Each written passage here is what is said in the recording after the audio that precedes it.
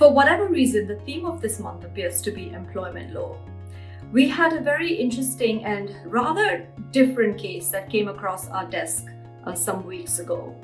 We were contacted by a client who said he was absolutely flabbergasted to receive a rather large claim from a person who claimed to be a senior member of his team and indeed was asking for huge sums of money, gratuity for having worked at the company, and also could not prove that he had any company email. When we looked into this further, it so transpired that our client had a big management team around him, and one of the senior managers of that team had indeed fraudulently, or rather forged on the company letterhead, an employment contract for this person and had been sort of secretly hiring him. Not that he was doing anything to our knowledge, but obviously the employee thought he had been hired by our client. Our client wasn't aware of this.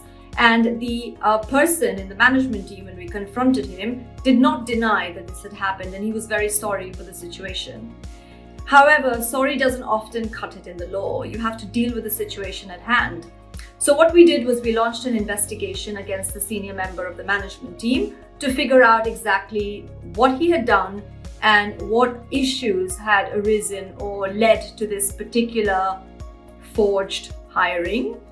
And then we were able to run a dismissal process against him.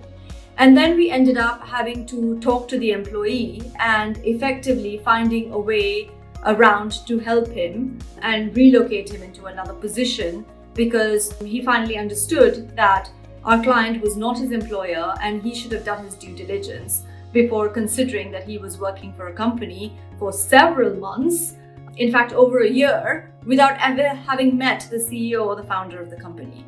I know, pretty ridiculous, right?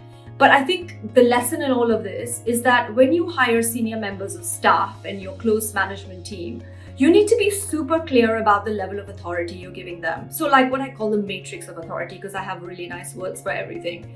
You need to be clear around you what the people believe they can do. So obviously hiring somebody, offering him huge sums of money, not doing any work is clearly beyond anyone's authority in my view, but it did happen. So here we go. I think when you're dealing with somebody, ask them for their power of attorney or an article or the memorandum of association if it's an LLC to show that they are actually empowered under it if they're the general manager, or on the trade license or some other document to prove that they actually can bind the company to spend huge sums or have the right to hire you. Interesting case, and as I said, it's employment month, so perhaps we'll discuss a few other interesting issues later this month.